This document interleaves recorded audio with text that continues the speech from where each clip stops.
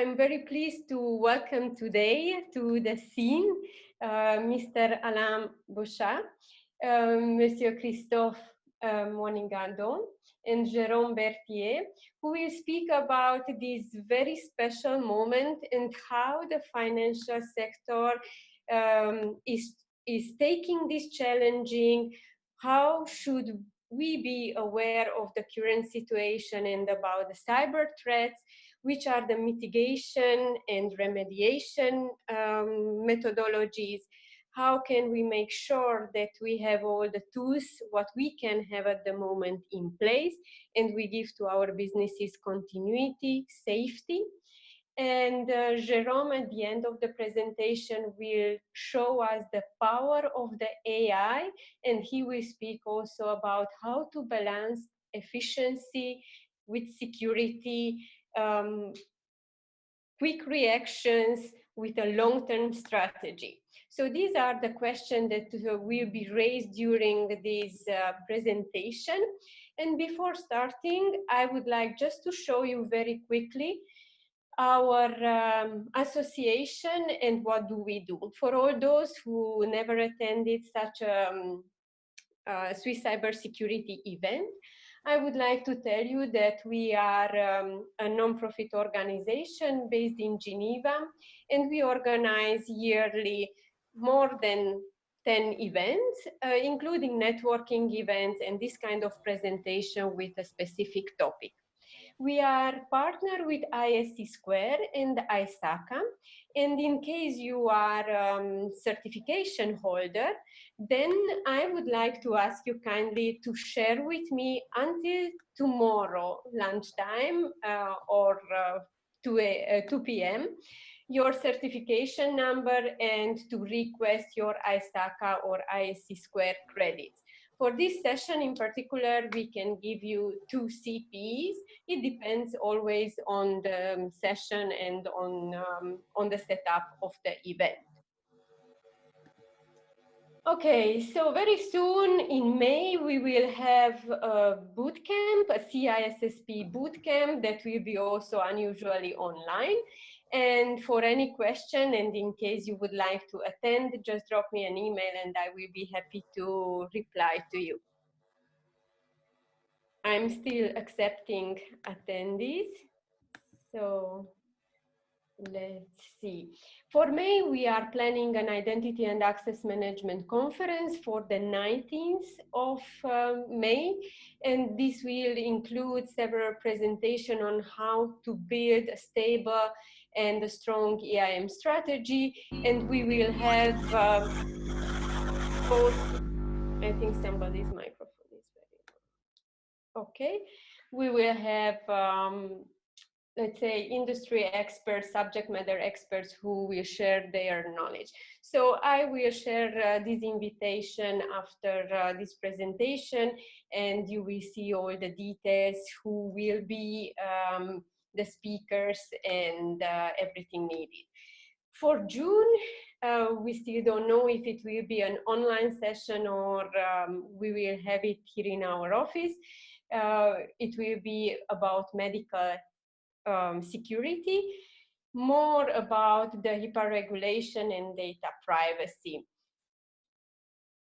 And for July, we planned a very nice and pleasant event on the Bateau de Genève. I will keep you up to date both for July and August how this will be managed. For September, we have industrial cybersecurity. This is about IoT security and how we make sure that the production is ongoing, and how do we secure all the equipments and everything it's in a factory. We will have also CCSP boot camps planned for Zurich, maybe online. We will see how it goes. And our larger event is the zero-day conference. Maybe many of you already heard about. This will be on the 15th of October, a full-day event with 17 speakers. And I'm very pleased to welcome you. And you can see already some inputs. If you are looking at LinkedIn, for example, we are posting weekly videos about the last sessions and all the content that will come up. November is dedicated for cybersecurity audit. It's a very important element of the security. This will be also an after-work event. And we conclude this year, if everything goes well, with a nice dinner, a Christmas dinner on the 8th of December. Now I would like to hand it over to Christophe, our first presenter, who will speak about cybersecurity awareness and all the threats that are specific for this period. So Christophe, could you please introduce a little bit yourself and share your screen? Thank you. Just switching to yes, sure. my screen. Excellent. Okay. Can you see my screen? Yes, we can. And you can hear me? Okay. Hello, everybody. Thank you for taking time to listen. It's great weather outside, and now we'll talk a little bit about awareness. We heard a lot about awareness the last 2 weeks, and I think it's important to make it to our daily business to sensitize our users. My name is C.Monigadon. I work in Bern. I'm certified information security professional, and I do a lot outside my job to make awareness. I hope you will enjoy my speech.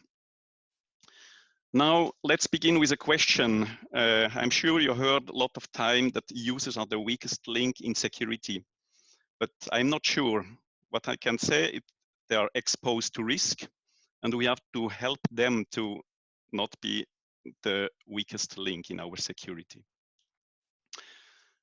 Let's begin to understand the ecosystem in the home office. So if you work in the home office, or your users work in the home office, they are a laptop or a tablet.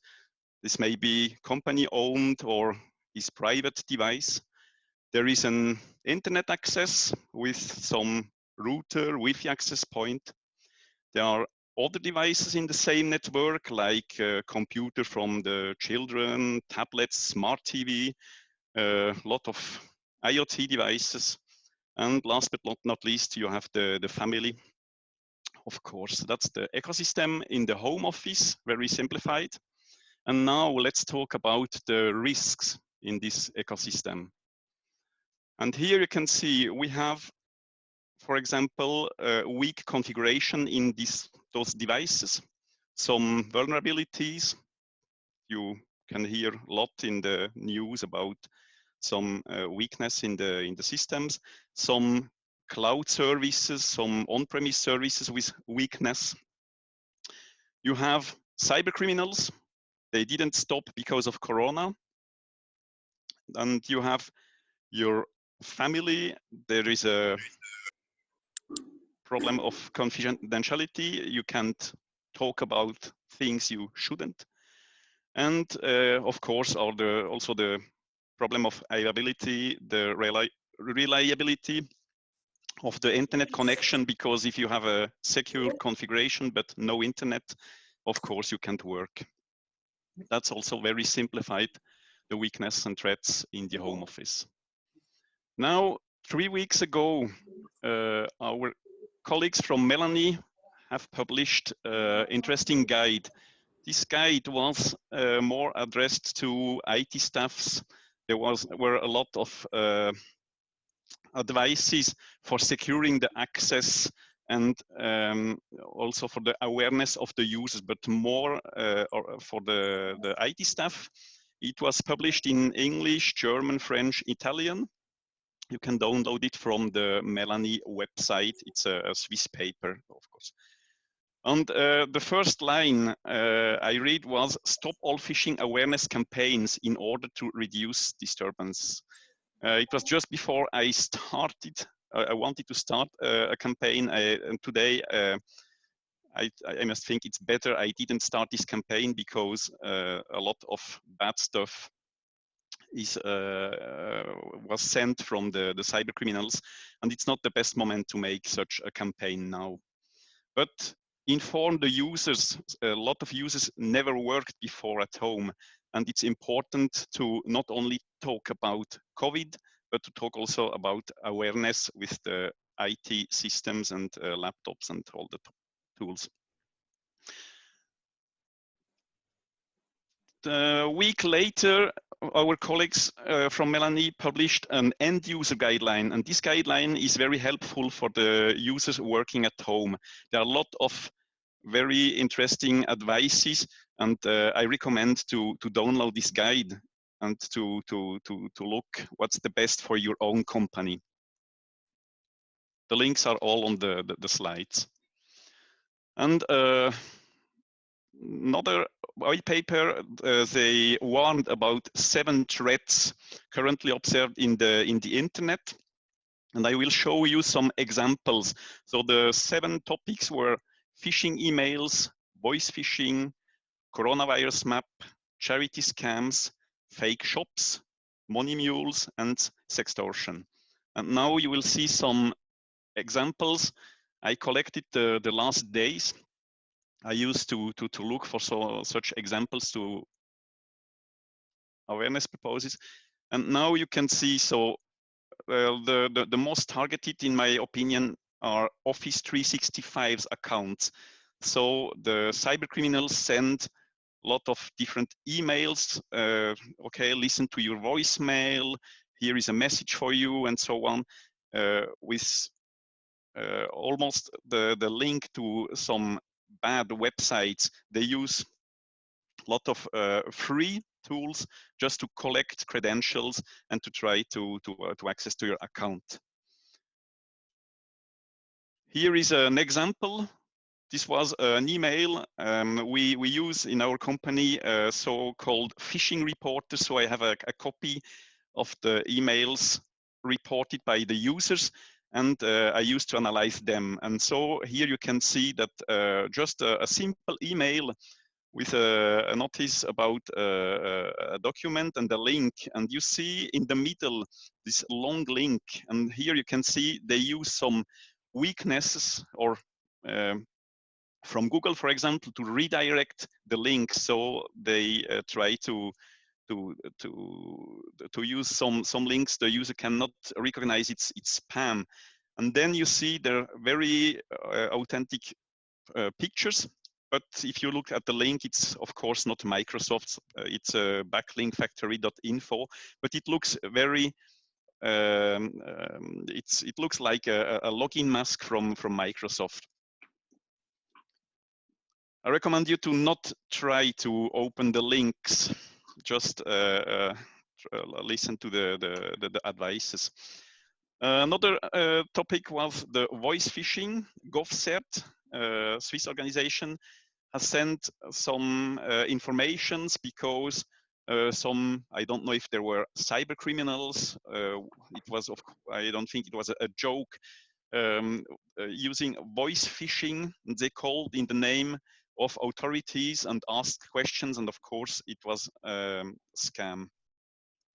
They used also to send emails with malware in the name of authorities. You have here 2 examples on the right side from Switzerland and from Germany. Last one is a few days ago, and they use the actual situation to send malware. The malware will download some bad stuff from the internet if you open the attachment, of course.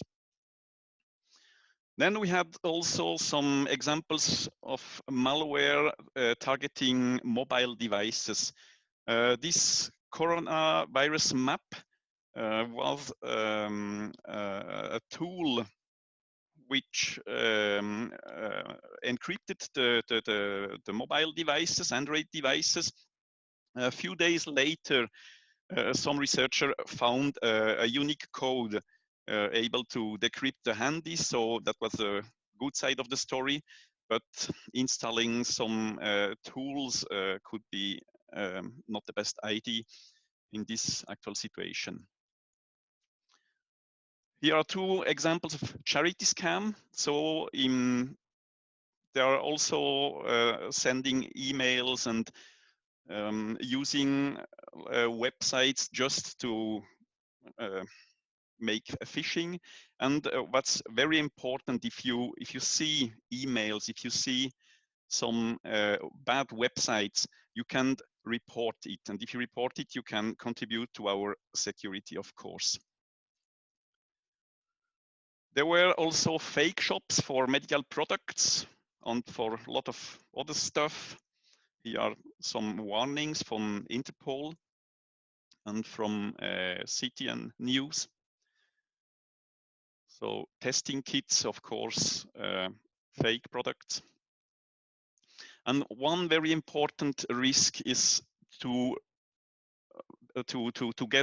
be a money mule. Here is a warning website from the police, Swiss police, with a link also to films.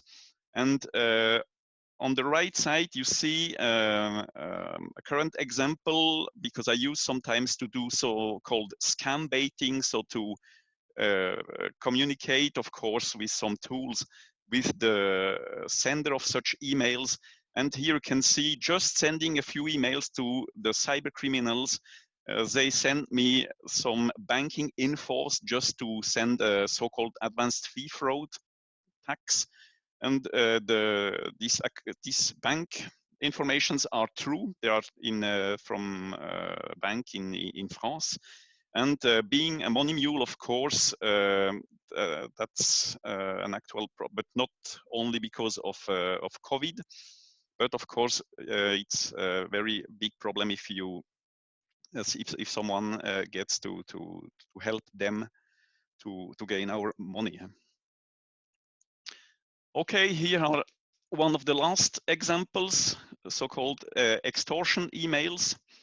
And there are some examples where the people get email telling them, oh, you have been filmed, or we'll know a lot about you, and send us please some Bitcoin. And also GovCert warned about such scam emails where they were currently writing they could infect the recipient with virus and so. And as you can see, the cyber criminals, they are not on holiday at this time. And here list, it's not the complete list, but you can see that cyber criminals have registered a lot of domains to send emails, to make phishing websites, to make all those fake shops. And here is a link to the Cyber Threat Coalition. There are 3,000, I think, people. It's from all the world collecting these URLs, and they rate the URLs, and there are some blacklists. You have the link on the right. And there are a lot of people worldwide fighting against cyber criminals. And this is one way to do it. Okay, now at the end, let's talk about some measures. Of course, on your laptop or tablet or device, still install updates, reboot the devices. And if you use a company-owned laptop, please use it exclusively for work, not for other topics. Of course, don't share the Kobo laptop, also the company-owned laptop, with your family. If you don't use it, shut it down. And if you receive some strange emails, delete them or report them. For example, antiphishing.ch or in your country.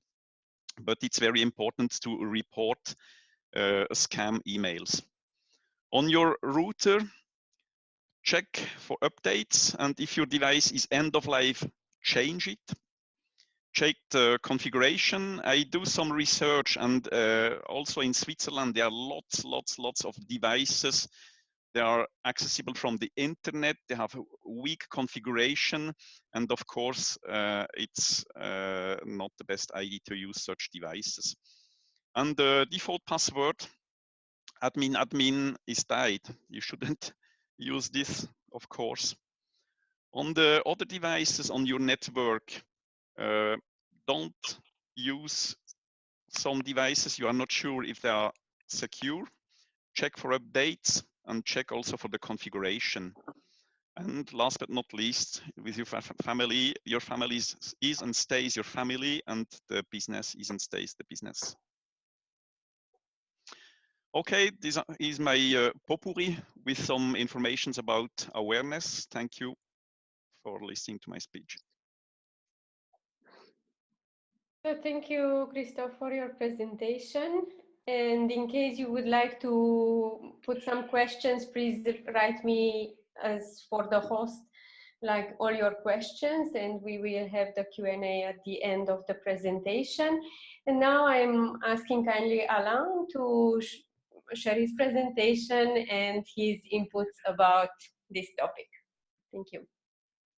Perfect. So, do you hear me? Yes, sure, we hear you well.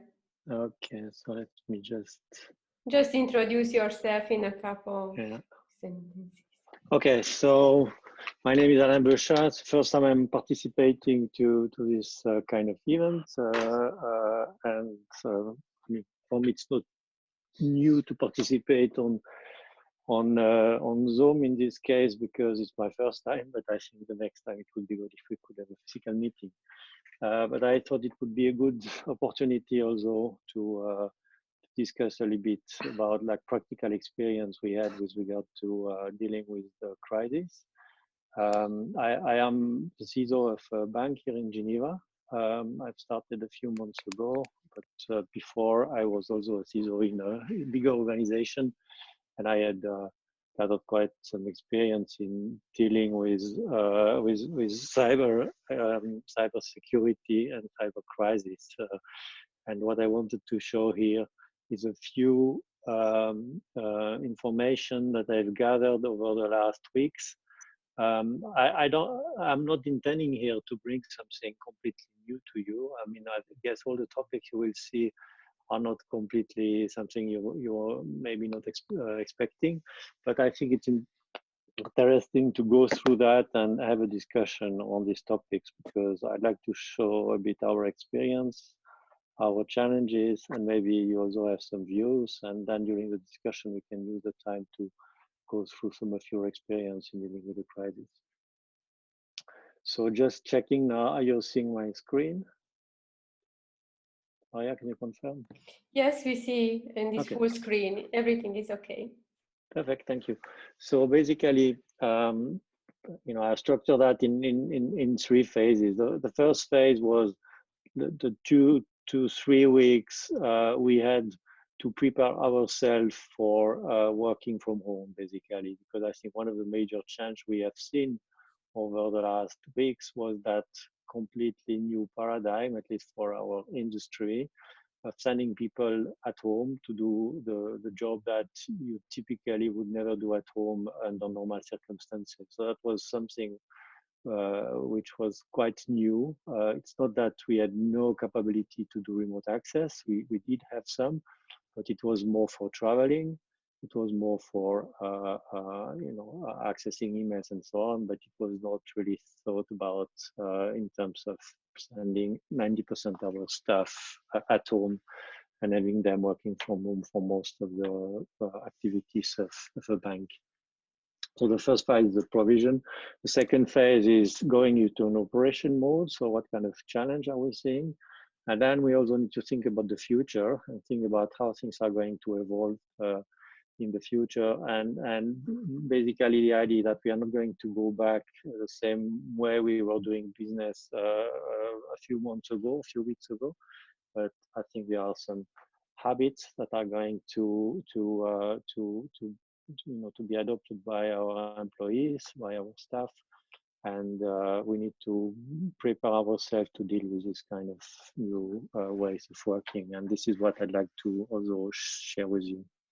So with regard to the provisioning, I think we were quite lucky not to have to focus on hardware tokens for the authentication, because we brought 90% of our staff about at home. And if you would have had to also share with them so many hardware tokens, I think we would have a lot of logistical difficulties for to order them, but then also to send them to our employees, because most of them were already at home when they started to receive this kind of the capability to work from home. So that was one of the challenge we had. And here what we see also is that even on the client side, the clients accessing our remote, our online banking capability, they are not receiving hardware anymore if they are not in Switzerland. The post is not working as it was working in the past, and we are also currently working on completely soft types of solution for allowing our clients to access our services. So we see here a project which usually would have taken months to be put in place. Suddenly they just appears in a few weeks, and I think that was also quite nice to see that in such a period. We also had quite some challenges in managing our security agents licenses, so anti-malware tools, and some various tools that we had, because we have a Citrix environment, and by moving everybody to Citrix, so we created a lot of new virtual machines that we had to protect. And then we had to actively manage existing licenses and move them onto that virtual environment. And that was also something that we were not really ready to do, but that was something which also had taken quite a lot of energy during this phase in order to have that everything in place.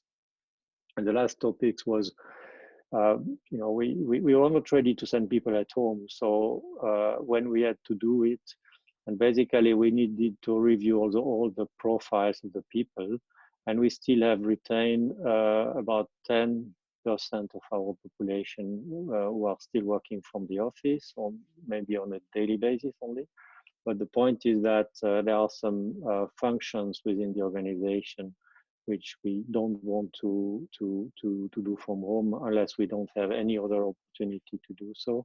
So basically, access to what we call mass client data is not something that we can do from home. It's something that we need to go in the office to do so. And also for managing our core infrastructure, we still have the people coming in the office when they need specific accesses which are very sensitive. So that during the provisioning phase, and I think that was some of the challenges we had to deal with. I'm moving now to the operations. And then, we had like very trivial issues like the bandwidth, because within the organization, we have a video call systems. And when we are moving people at home, then we are not able to cope with all the video bandwidth that we need. And we had to shut down the video. So that's not something which is really related to security. But something that happens was that people were starting then to use video conferencing systems such as Zoom, for example, Teams, or you name it. And then that was something that we had to deal with pretty quickly, because obviously we don't want any kind of teleconferencing systems to be used for discussing business matters. But on the other side, it's not possible to totally prevent it, because it's possible to use it from private devices. When you work at home, then you could also use your private devices. So that was also something we had to review very quickly. First, are we allowing video conferencing services, external video conferencing services, yes or no? As you see today, we are allowing it for some types of use. So when we, depending on the nature of the data we discuss and the information we discuss, then we allow it, because it's very difficult to prevent it completely, and it's also very useful to work with third parties, for example. But then it's really a question of which information can be discussed over social media. which one are allowed, which are not allowed, and we also need to make sure that we always comply with the regulatory requirements. And this is something that we cannot control completely.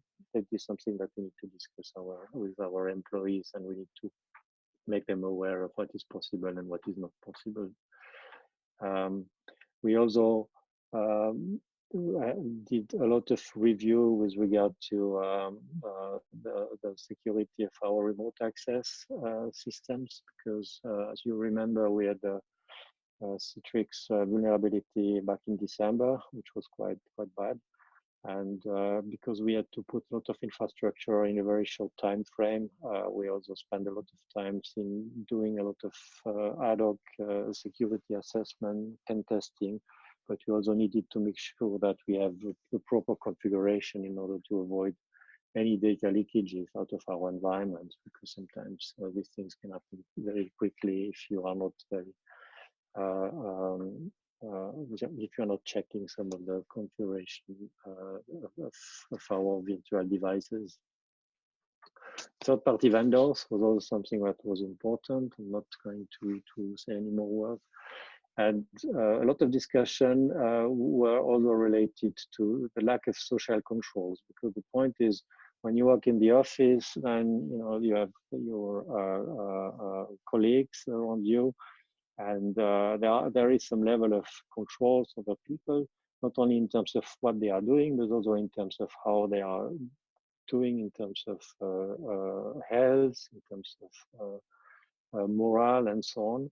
And suddenly we lose completely that kind of overview about the people. We need to interact with them with video conference or with telephone calls.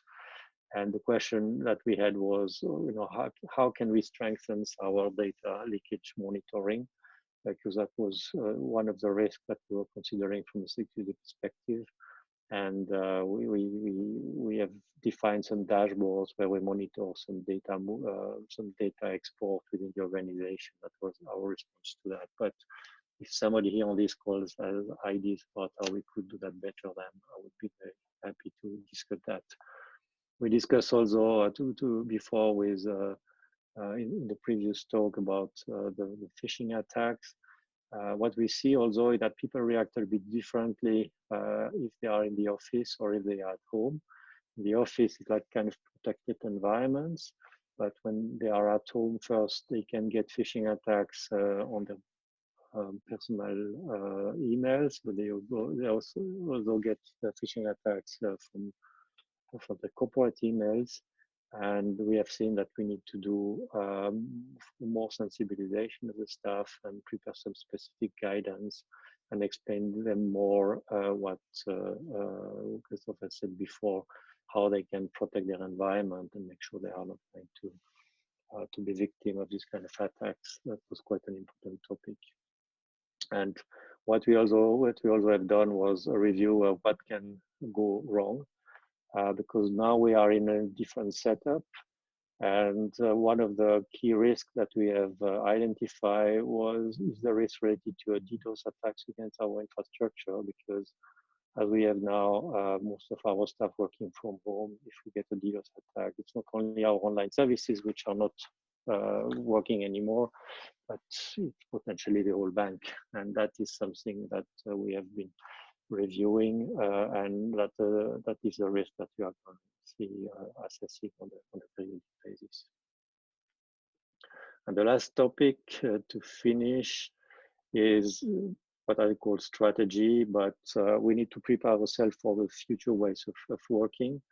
First, we see that these video conferencing tools are very helpful. They are very easy to set up. They're allowed to do quite interactive types of sessions, can be with clients, can be with third party or with any other types of third parties. And here we certainly have a security problems related to them. I'm not going to go through specifics here, but just having these agents installing properly in our infrastructure is a security risk. It's almost impossible to maintain. and not all of these services works well if you don't install an agent in the environment. So that's to me something that we need to address. I still don't know exactly how we are going to do so. And the second aspect is data leakage protection, because as soon as you share your screen, then you can share anything which is on your screen. So how do you control that? That is also a question mark. We don't know how to address that, but that's going to be something that we are going to be confronted with. We also need to maybe better integrate the personal devices as a component of the perimeter. So we can do some level of monitoring about the interaction we have from personal devices to environment. And potentially we could also have some more specific monitoring in place in order to detect whether such a machine has been hacked. You can use tools that are based on behavior monitoring. That is something we are also looking at, because it may be something that we need to have in the future.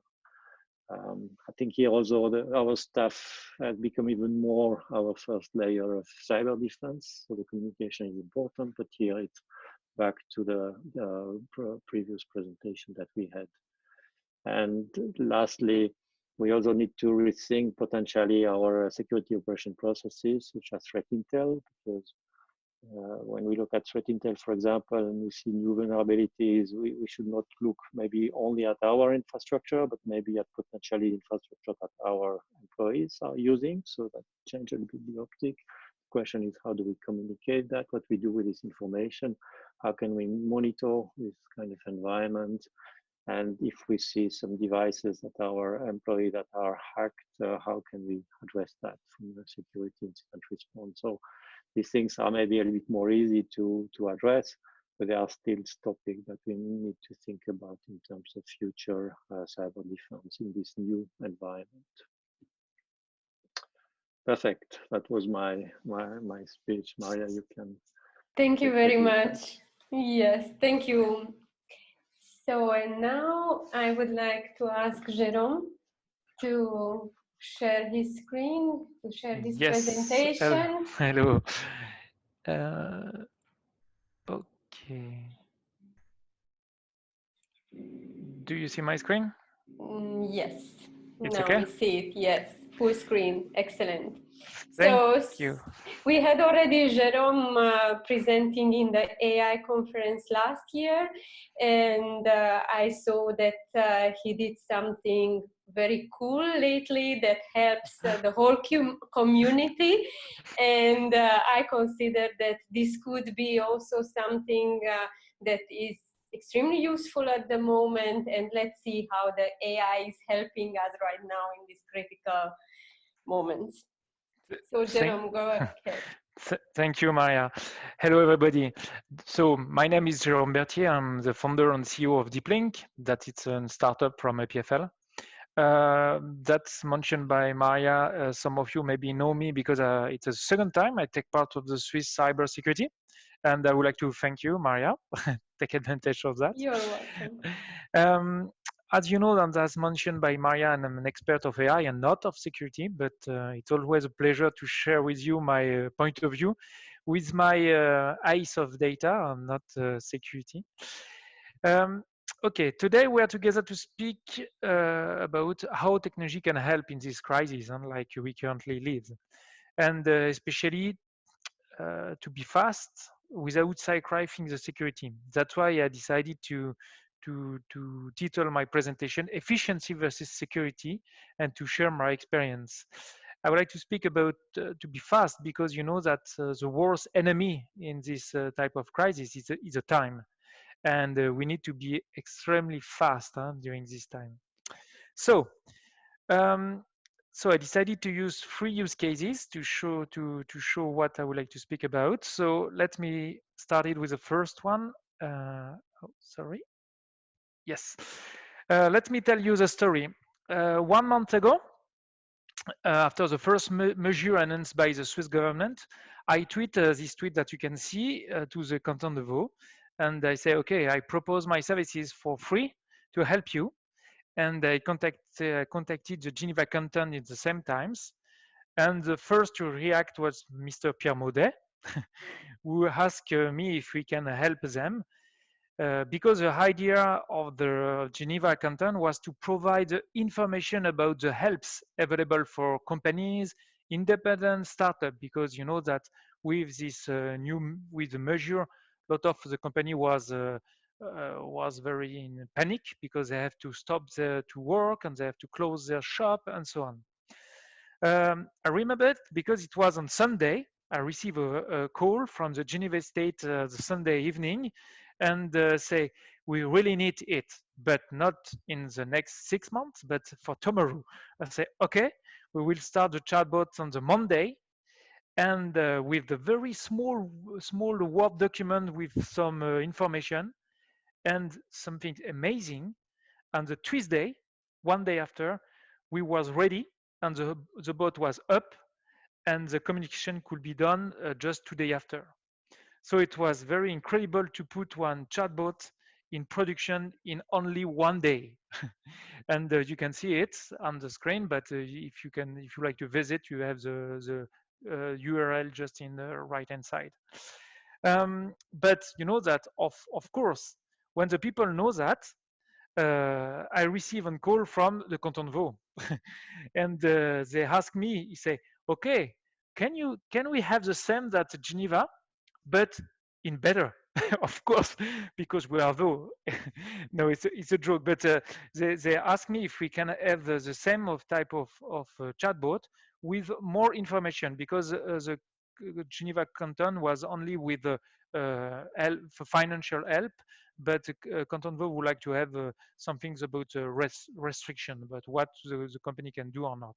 And for all possibility, about LPP, tax, about all the things that maybe can help. And the same, we transform, for Canton Vaud, it was a little bit difficult because we transform 49 pages of FAQ in the boat. So it was not so easy. And we did it in 3 days. And in less than 1 week, the boat was up and officially in production too. And of course, when we say to never with, we say jamais 203 in French, we receive another request from Canton Vaud for the service des automobiles and navigation. It's about this boat was about a question about driving license and other, because you know that a lot of people was in difficulties, and they needed a boat to answer the question, because the service l'auto de la navigation is closed now, and it's very difficult to have answer.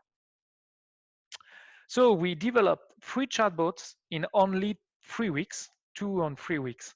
So it was incredible, very lot of works, but very fast. And this is a challenge that we had. It's to be fast and agile. Fast because, as mentioned at the beginning, the time is the worst enemy of the in this type of crisis. So we need to be very fast and to provide a solution as soon as possible. And agile because if you follow the news, you have noticed that the measures are updated, modified, changed, added every day. Every day the government provide a new measure, new things, etc., etc. So in terms of fast, yes, we were fast, very fast. Geneva, it was live in 1 day, Vaud in 3 days, the Sun was live in 2 days too. And sometimes it was very difficult, but it was fast. And in terms of agility, it was the same. We needed to be agile because, for example, we receive from Geneva 3 updates per day during the first week. For Vaud, it was 1 update per day about the new measure. And for the Sun, it was a little bit a small update because they are less impacted by the measure announced by the government. So in terms of process, to assure to be fast and agile, it's very complex when you work with government IT, because you know that in government IT there are a lot of process, and it's normal. Don't blame it, but there's a lot of process, and it was very amazing to put in production in 1 day some things compatible with the IT process of the government. And I just would like to take advantage of this event to thanks, if there are some people from the canton, I would like to thank the IT team that they are very amazing and involved on this project, and they streamlined the process drastically. It was very incredible. So in terms of security, when you would like to be fast and agile, something it's very complex. I noticed three main points. The first one, it was a browser compatibility, because you know that the measure announced it for everybody, and we don't know what the people used as a browser. We don't know if they use an iPhone, on Android, on a laptop, or on desktop, on other. So we needed to be compatible with all the browser. And I'm not an expert of security, but I know that there are some failure for some browser, and so we had to work with that. And second term, it's term of GDPR. I know that Switzerland is not really impact directly with GDPR, but we have some measure about the data and privacy of data. And so the idea is, when you would like to be fast, you would like to be sure that if you put some things in production, you don't want to have few days or few weeks after someone call you and say, hey, what you do with my data? I don't want to share my data, etc. So we decided to collect no data. So all the information, all the boat, it's running directly on the browser of the user, but nothing was linked with our server. And it was was a problem for us, because you know that in the same times, the Canton Vaud or Canton Genève would like to know if the boat is used or not used, because it's something that we want. You want to know if it's helpful or not helpful. So we would like to track the user, not for tracking to know who is exactly, but just to know if there are some people use it or not. And it was very difficult, because we put no tracker on the web. So to do that, and we use the log of the web server, because we can have just a flow of information can go through the web server. So it was possible to estimate the usability of the bot, and it was very amazing for us, because the chatbot, it was very useful. It was useful. The number that you can see here, we have it for Geneva, and we had some peaks with more than 3,000 people per day, and we had some peak of more than 5,000 per hour. It's amazing. It was very incredible, the number of people use the chatbot. And something was very surprising for us is that I received some feedback from the people, not for the end user that we can call, but about the people directly from the content. And internally, the people use the chatbot because it was more useful than to go through the FAQ, because they can ask a question to the people they call. For example, you are independent, okay, but you have employees or not? Yes, you have employees, so you can have you have access to the RHT, but not your employees, but not you, etc., etc. They can drive the people directly using the chatbot. It was very amazing thing. So we were very happy with this chatbot, because first of all we help, so it's the first aim, and we are very happy with that. And secondly, if I learn some things, you know that I title my talk efficiency versus security. It's just a little to be provocative, but my title could be efficiencies versus state of the art, because Maria said that we use AI, but I'm sorry, Maria, but we don't have AI in this boat, okay? But the aim of our boat is to be straightforward. It's to be to focus directly to go to go directly to the point. It's to help the people. And in this very short term, it was more useful to be with a script bot without AI than to use AI. So we decided to not use AI for this first one, just to be sure that we answer. And I am an expert of AI, so I was a little bit frustrated, but never forget why we do the things. And I think it's the same for security and what we learn. We have to be deal with what it's the state of the art, what is the best, and what it's useful. And for this example, we decided to make a scripted bot and not AI bot for this first version. So thank you. It was a short but intense, I hope. Thank you very much for the presentation and also the clarification. So now we got a better overview, and I encourage everybody to use the chatbot and to get the right information and to follow the right steps during this crisis.